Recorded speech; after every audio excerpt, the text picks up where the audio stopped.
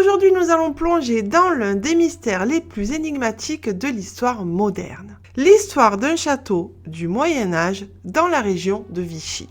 Malgré de nombreuses démarches scientifiques et techniques, personne n'a trouvé un semblant d'explication depuis plus de 33 ans.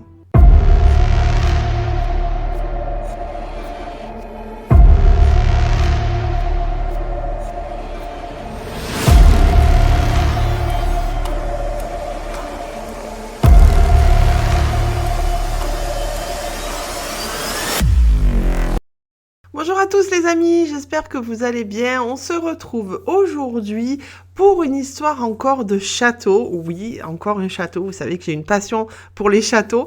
Et celui-ci aussi parce qu'il a un fantôme qui erre dans ses couloirs. Alors ce château, c'est le château de Vos qui se trouve dans la région auvergnate.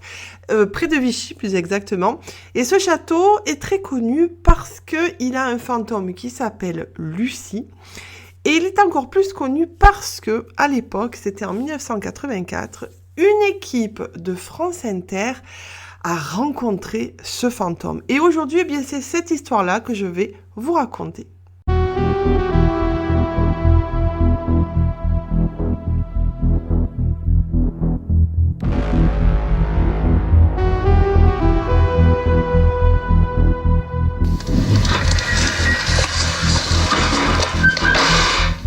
Je décidai donc de partir à la recherche de Lucie.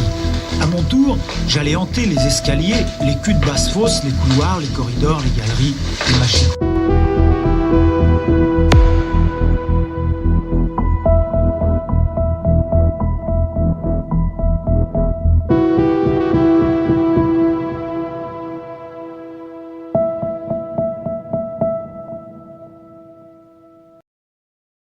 Remontons le temps à la nuit du 8 au 9 août 1984, lorsque l'équipe de France Inter, dirigée par le journaliste Jean-Yves Kachka, a fait une rencontre extraordinaire au château de Vos.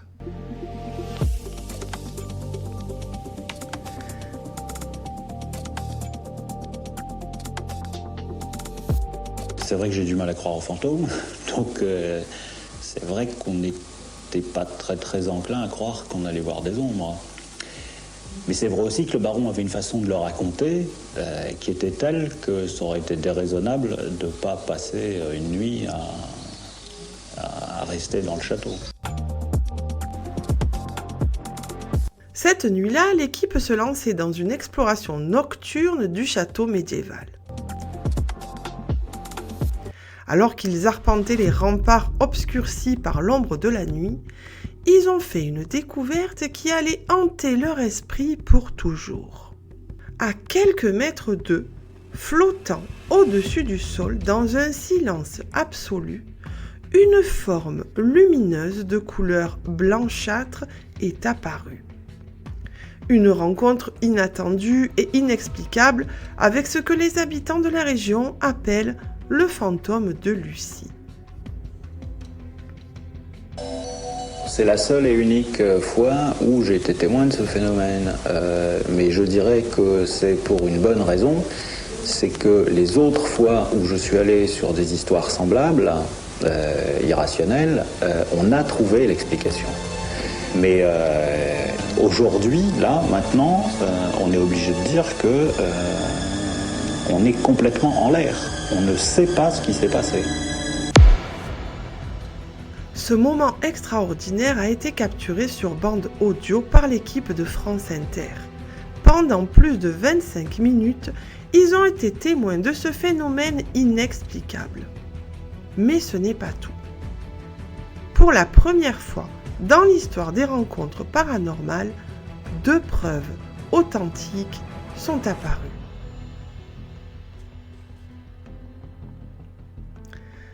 Cette photographie énigmatique immortalise le moment où l'équipe a fait face à cette chose inconnue. Et puis il y a l'enregistrement audio, une séquence captivante qui soulève des questions sur ce qui se cache réellement derrière cette apparition.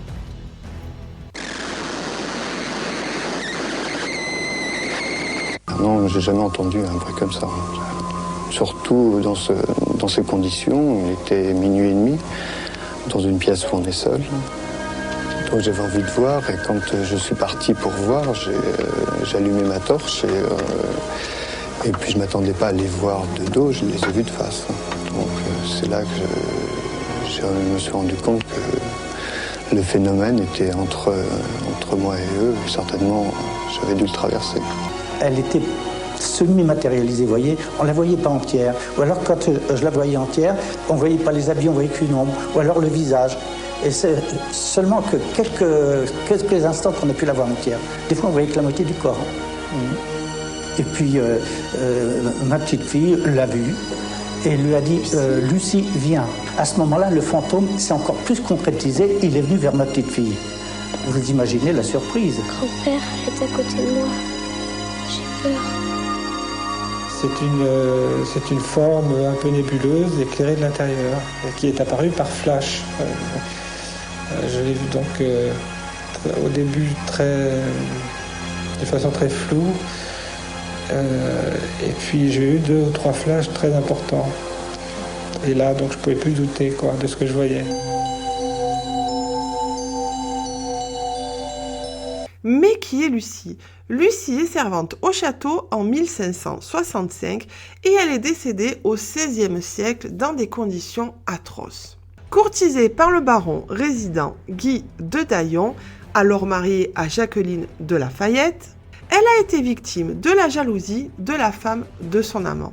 Et alors qu'il était parti en service, la baronne, jalouse, jeta la servante dans la tour du château. Elle est morte de faim et de mauvais traitements. Son fantôme reviendrait désormais le soir vers minuit hanter les couloirs du château. Depuis cette nuit fatidique, de nombreux journalistes et experts du paranormal ont tenté de percer le mystère du château de Vos et d'entrer en contact avec le fantôme de Lucie. Mais toutes leurs tentatives ont échoué. Cette histoire continue de fasciner et d'intriguer, laissant les amateurs de paranormal avec plus de questions que de réponses.